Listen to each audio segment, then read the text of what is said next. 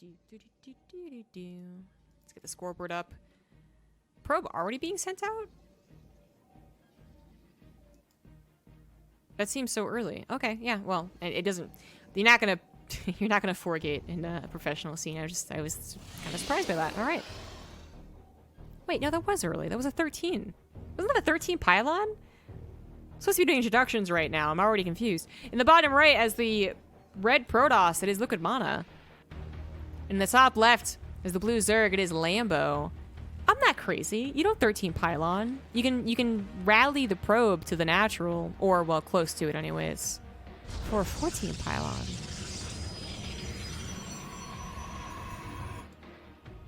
I guess this is what you do when you really want to stop a hatchery.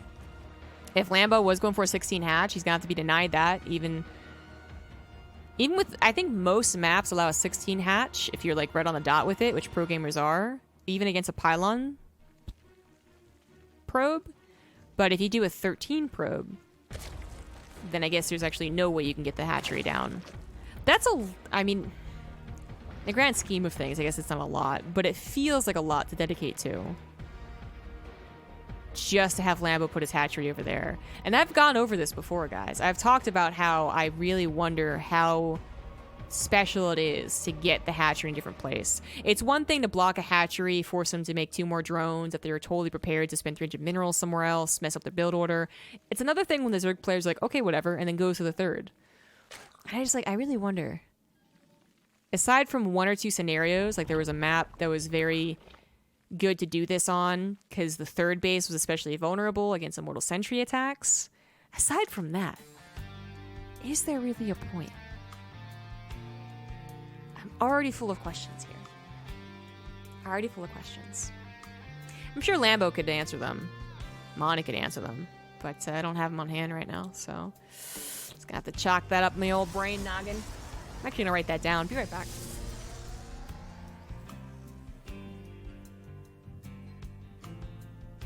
I forgot to show you guys the other part of my dollar store haul,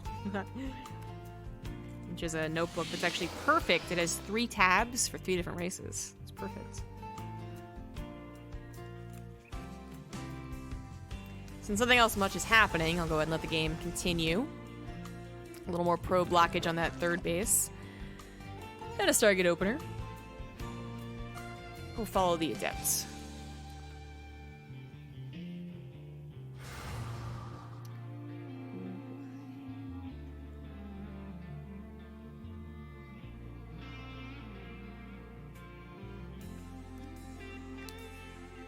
Writing down just even the smallest question is so useful. On the off chance you get even a minute of a pro's time, you can just bing, bang, boom, just shoot out the question super fast.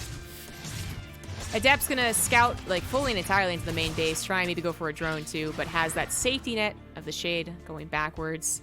I will say, I mean, I'm already seeing one benefit of the hatchery being where it is that that's not really something you want to do against a queen that's in the natural firing on your adept, and then a queen in the main also firing on your adept, because it sees it coming.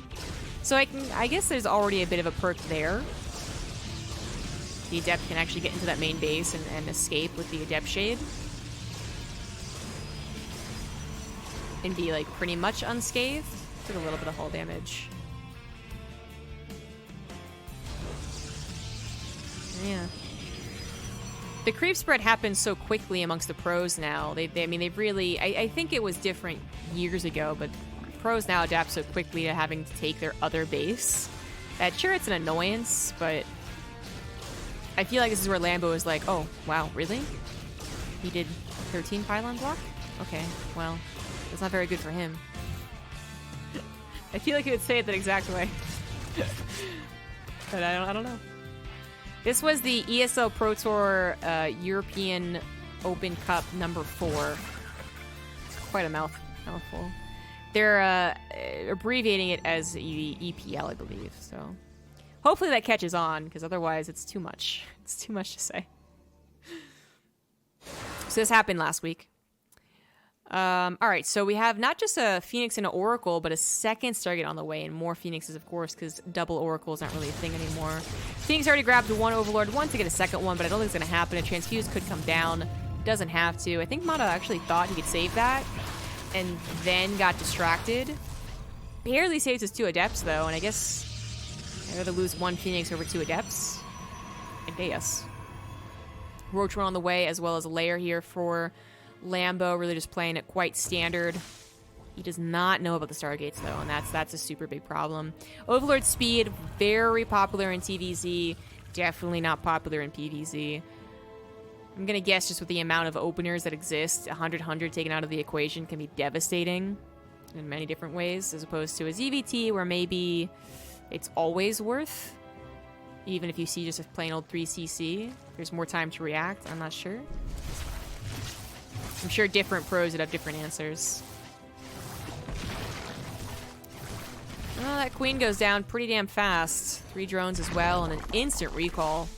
Doesn't want to try and dance around the outer edges. That 3rd Nexus is about to finish. Shield battery for protection as well. But it's still all about those Phoenixes about to pop, and just Lambo cannot tell what's going on. As the Phoenix opener ensured that he couldn't even see the natural gas timings, which can sometimes be a hint to one thing or another. I did not see the exact timing of them. But I might go back and check just because I want to know what it would be for a double Stargate. I assume it's actually 3:30, to be honest. Unless the Nexus is taken at 3:30. Just because instead of Twilight Council Forge, you get 2nd Stargate. Kind of works out. You do eventually transition away from double Stargate, though. Or away from the memey days of Mass Oracle. And we are going to go into a more normal-looking game after the Phoenix. But the Phoenix still have not shown themselves. They went off to the right side where there's no Overlord. And I guess maybe the Oracle seeing the Queens, spreading that creep a little aggressively going forward, he realizes he can't really show them because he can't even use them. If you use them on drones, you don't have energy for back at home. But as I say that, there's no other protection really coming down. He's even going to try and save the 3rd base, which I think might be might be one of the main problems why he loses this game. Whoops-a-daisy. Shield battery's coming down to the natural as well, but he's trying to take the stand here. Is that going to really work out? The Phoenix are going to be a surprise to Lambo, I believe, and it will pick up every single queen, which gives open opportunity for the Oracles to tackle the remaining queens. One's going to go down, however, not perfect. And 2 Oracles would not have been able to stop this many Roach Ravager anyways. 2 Voiders are desperately being churned out. +1 and Charge is going to finish up, but no Zealots to really help out, and the Phoenix will eventually run out of energy, especially because they don't even kill a lot of these things with like 1 pickup. I guess maybe there's enough now, but there's still so many Roaches. 21 pros have already gone down. 3rd base will eventually fall. Just a handful of Roaches to ensure that it isn't going to sneaky get past and bring him back into a macro game. And all the probes in the main base are also going to go down here. Void Rays once again chronoed, but they are just too late to the party. They'd have to be here at the natural holding with a couple of sentries. But that's why Lambo brought Ravagers. Even if there were sentries involved, it'd have to be a lot of them constantly force fielding to buy more time. This has absolutely gone in Lambo's favor. Despite not getting the purest of scouts, it doesn't matter because MaNa also didn't get the quickest of scouts. MaNa definitely a little in a fantasy GG territory. So he's lost 62 probes. It's amazing he's even at 62 probes. That's pretty impressive.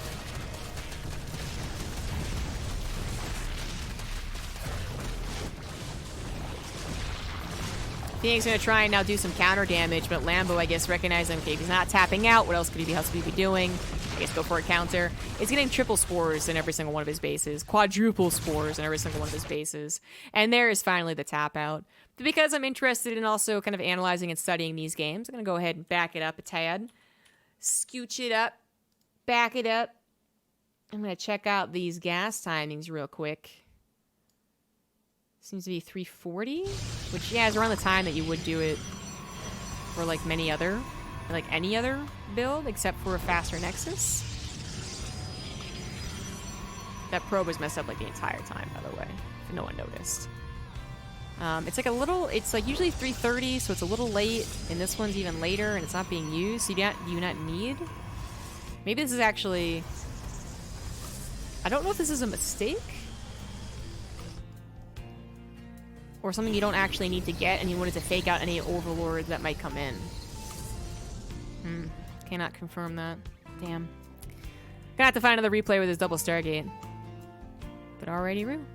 And then just quick check on his scouting. You know, there's a lair, there's 3 gases, 4 gases, 6 gases, 5 gases. 5 gases is kind of a standard count. the queen count starts growing. If it goes past 1 extra, it's already a little bit like, oh, what are you doing? If it goes back 2 extra, and by extra I mean not injecting queens, I think that's when things are like, okay, you either know what I'm doing or you're gonna attack me. What other things could he have seen? I think just straight up seeing the amount of roaches being built. 55 workers is a pretty safe count. It does saturate all 3 bases, and I think you'd be waiting for a 4th base. Oh, it doesn't actually. Not when to go take all these gases. That makes sense. In a macro game, 5 gases makes sense, but... Alright, alright. So you're actually not saturated in this natural. Could that have been a sign? Maybe. One of the smaller signs. And then seeing a queen on the front like that, you already got to see suspicious. I feel like that was kind of the tell he needed, and then you just need to, like, hole up in the natural, actually. And let the 3rd base buy time, even. Yeah. Alright. Interesting game, even if it was extremely one-sided.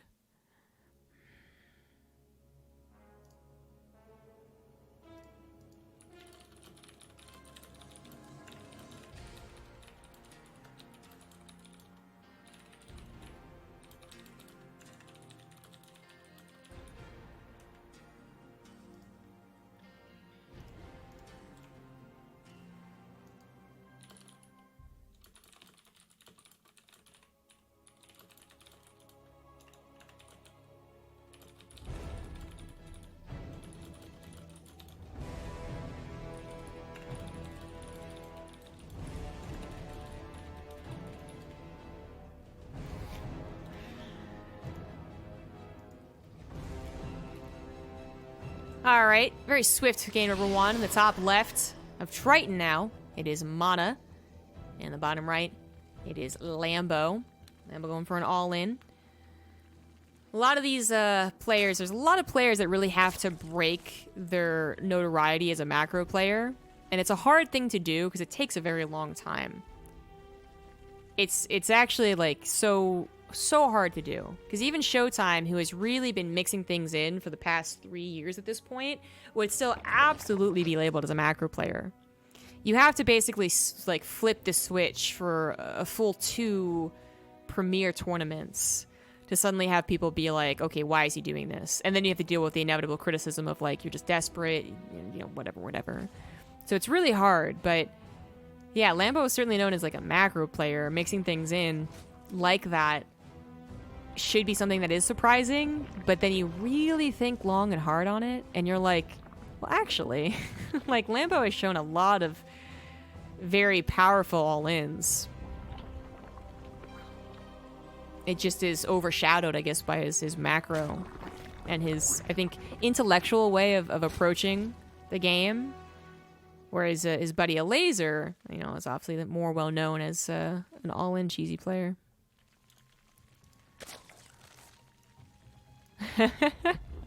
Oh, Apollo's so handsome with the bow tie and the hat. I wish, guys. We do have, like, we have antlers for Christmas that go on a cat. And we try to put it on our cats, but they just don't have any of it.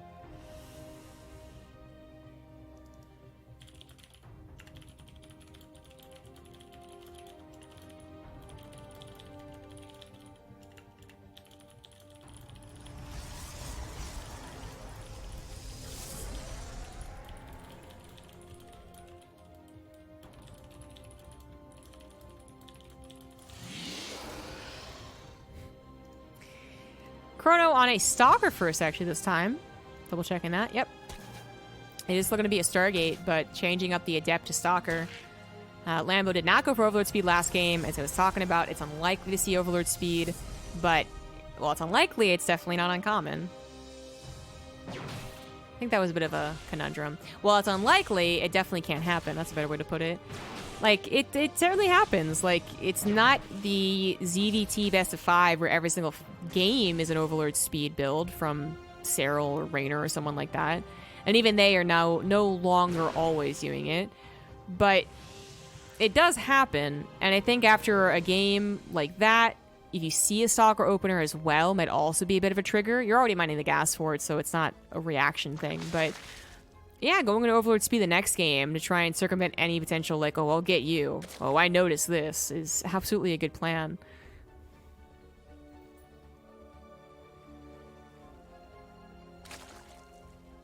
Got a tiny cow. I have a hat on my cat for about 5 seconds. It's like bull riding.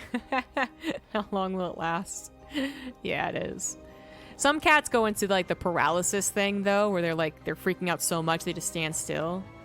And maybe like that's an opportunity. Double gas is at that 330, as I was saying, kind of a normal thing to follow up the Stargate with. Stalker is going to take on that Overlord, but definitely can't kill it. Shouldn't kill it.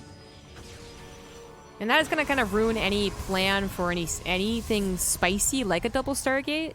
But I don't really think MaNa was planning on double Stargating anyways. He does only put 2 out of 3 in each gas, which is definitely intentional. Not that Protoss players are immune to accidentally mismanaging their gas, but they are probably the race that still relies the most on the whole 2 out of 3, 1 out of 3 thing, fake gases thing. The other races can do it too, but Protoss is so picky about this shit. This might just be... So he only gets a Robo. This might delay his either Twilight Council Forge, or may delay like an Immortal. It might be what's actually, you know, most efficient, but other Protoss players just don't bother. Interesting. Triple Adept with 2 Oracle can be very scary for a Ling Queen-based defense. You just need a couple more. You know, maybe a second Queen, though, and you're usually pretty good. The 2 Oracles go into the main base where there is unlikely to be 2 Queens, and there is not, but there's a Spore Crawler. And that's going to be enough. Tries a Micro to take out the Queen, though. That's very bold. You don't know how close that second Queen is, and almost went back in accidentally to get itself killed. The 2 Oracles survive, 3 Adepts survive, looking pretty good. So it does delay a Forge. Slash doesn't even get a Forge. But that's weird because he has enough gas. Oh. Well, do you want to show that to the Overlord? It was shown to the Overlord. And there's no Forge. And you know what Protoss players almost always do as a unit? 100% of the time? They always put the Twilight Council next to their Forge, and vice versa. Because it goes down at the same time. So I feel like this is a huge tell. And if you're not going to get a Forge, like let's just think like logically here. If you're not going to get a Forge, you're not going to get any upgrades. What are upgrades? Are for a macro game. So just by seeing no Forge, I feel like you're already going to be so much more on edge against a push. Now you have the extra 100 to go into a push, sure, that's the trade-off, but the Zerg player should know that they should be scared of like basically Mass Archon. And maybe faster Storm as well, with both gases being taken fairly quickly. Or at all, actually, I should say. A lot of those Archon Immortal pushes come down without the 2 extra gases. But now the Forge comes down? Quick check on what MaNa has seen, just to see if this is more of a reaction thing. It doesn't seem that way. Everything was standard as far as the first 6 minutes went. And if it's standard, then your response, your follow-up, your build as a Protoss player, after that Stargate is generally Forged Twilight Council with a Robo. So I guess it's just for a faster push. It's just for a 7-minute push instead of maybe like an 8-minute push. Interesting. Well, as I said, Lambo's a smart cookie. This is probably a build MaNa's done before, although it still maybe is thrown out only every once in a while. Is Lambo going to be prepared? He's at 83 drones. This actually might be something that is specific to someone like Lambo, who doesn't quite pay attention to that, or thinks he can get away with a lot. Because look at how bad Lambo is getting absolutely slammed by this. This is a no-brainer.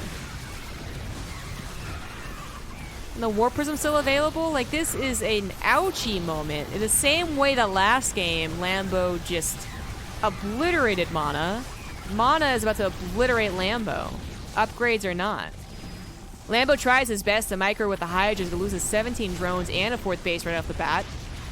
He's got +1 helping out, but against a bunch of charge lots and a couple Archons.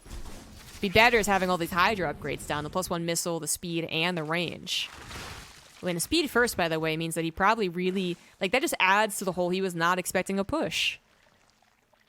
Because speed is generally more offensive and range is defensive, the whole getting over force fields thing.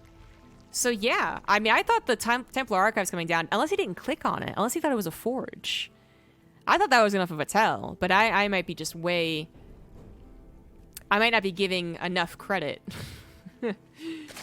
to other complexities in PvZ before I just start saying I'm smarter than Lambo or some shit, right?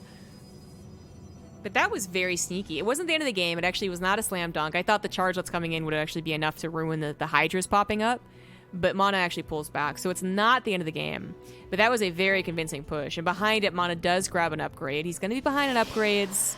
You generally are, but you definitely have faster +2. But he's going to have 4 bases, Storm, and he still has a sizable army. He didn't like throw it all away, desperately trying to end the game.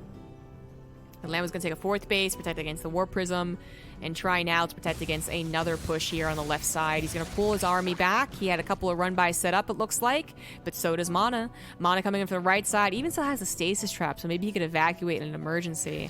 Zealot's going to see the Baneling Hydra army from the backside, and oh my gosh, MaNa's still going to commit with this? That is bold. They are not going to try and get it surrounds, or it's not going to time up nicely enough, it looks like. This is not a very big Protoss army. It is mostly dependent on these storms. It's not even a lot of sentries. It's 1 sentry, and it uses 1 force field. Good God. But the Banelings are just a little late to the party. They actually don't roll into the High Templars, which are picked up by the War Prism anyways, and then immediately dropped to slam those storms on top of those Hydras. Great control here from MaNa, but also a missed opportunity from Lambo, I think. He also probably wanted just a couple more Banelings to really solidify taking out the High Templars, and a pretty damn small Protoss army actually does it. That was a very interesting way to play PvZ. I mean, I know MaNa's kind of an unorthodox player, so whenever you go into a MaNa game, you're going to be like, okay, what's going to be different about this? But sometimes it's like, so obviously different. He can't rushes, you know, that's different. But these are some slight little things that are obviously throwing off Lambo. They're throwing me off too.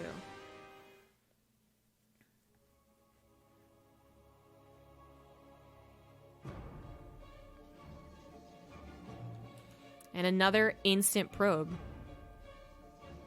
I double-checked to make sure this wasn't the same game. It's not.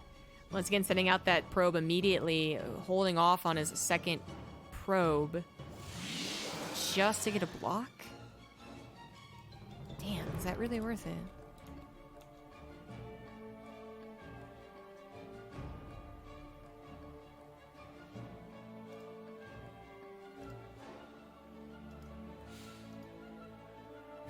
I know I keep using the word interesting, but that's really all I can think of.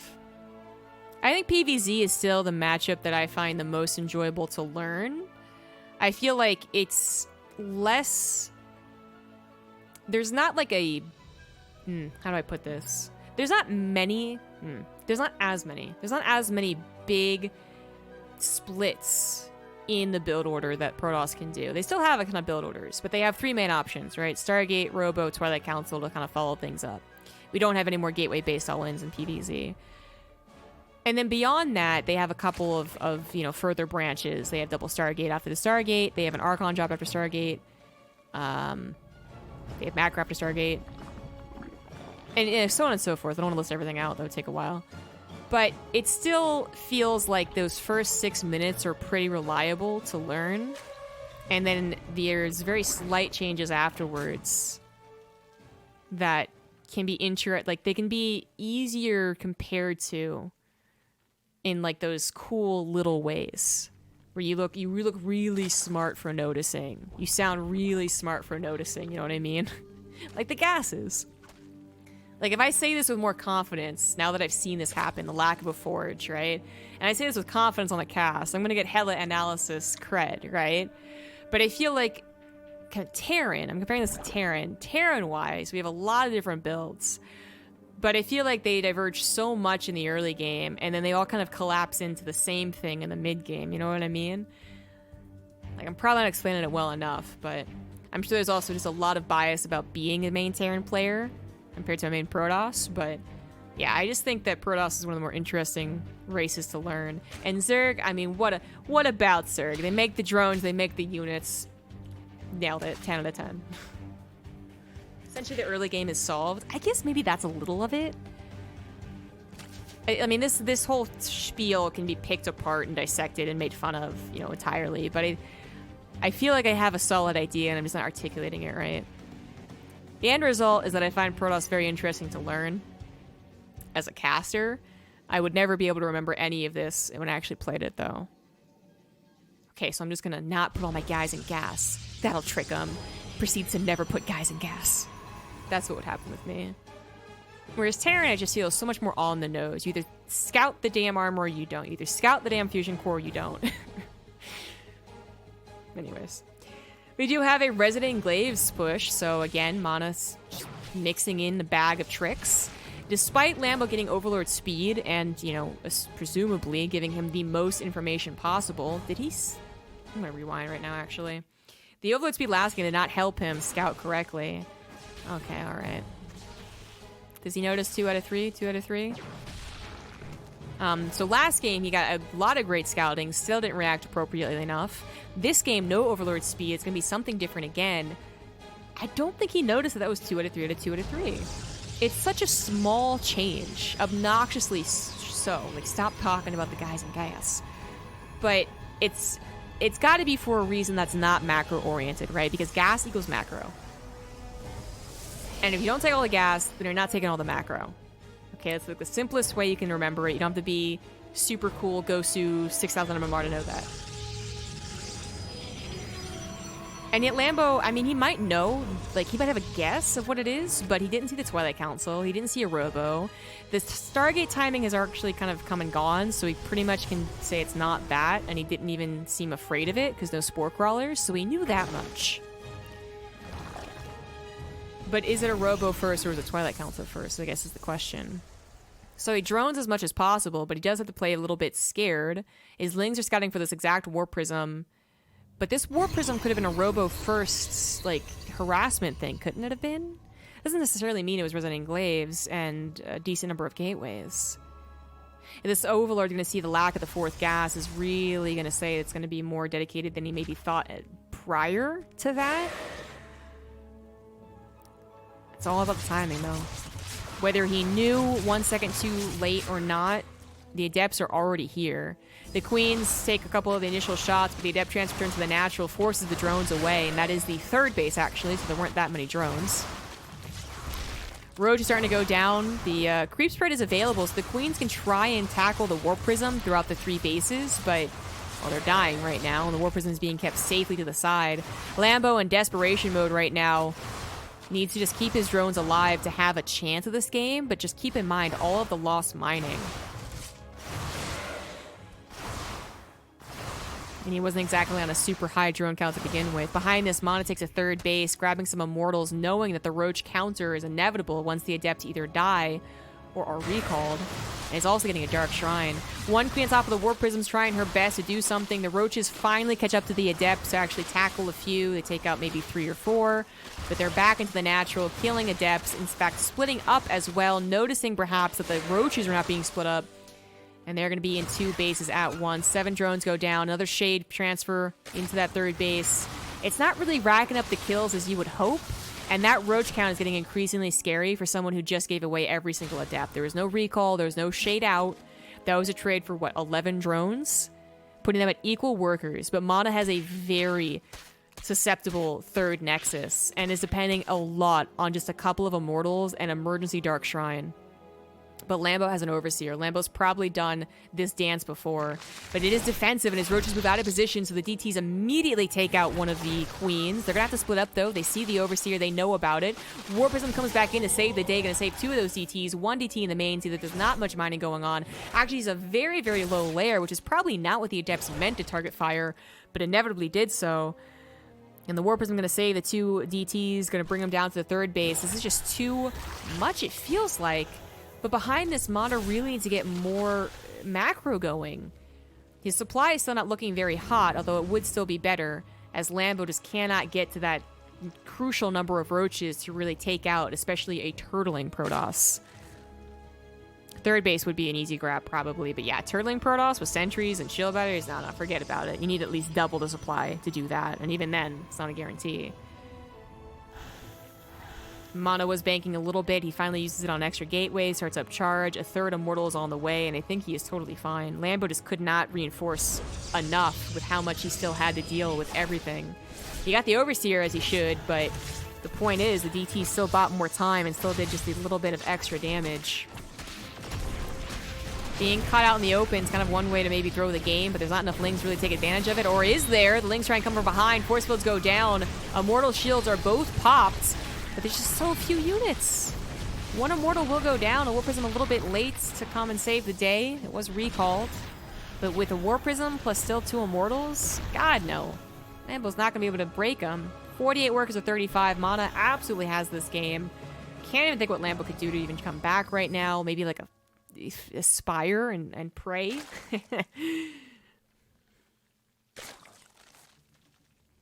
Maybe it's hard to layer because of the DT transition.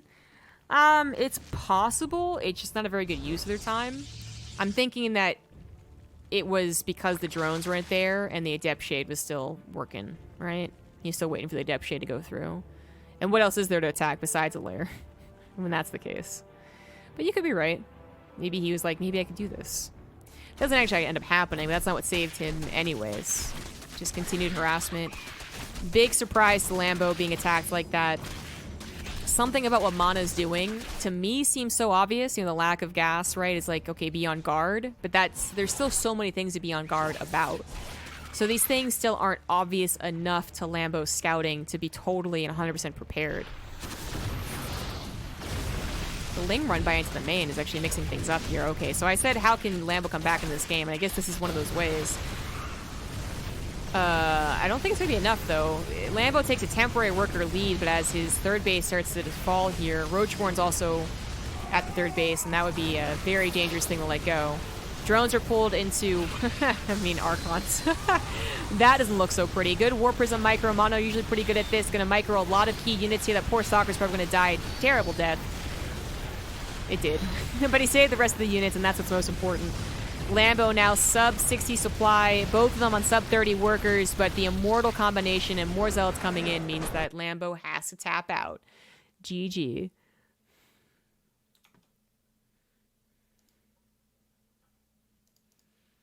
Good stuff from MaNa. You know, he comes back every once in a while and is like, yeah, guys, I'm still really good. And you're like, oh, yeah. Oh, damn. I guess many people would argue that Lambo hasn't shown the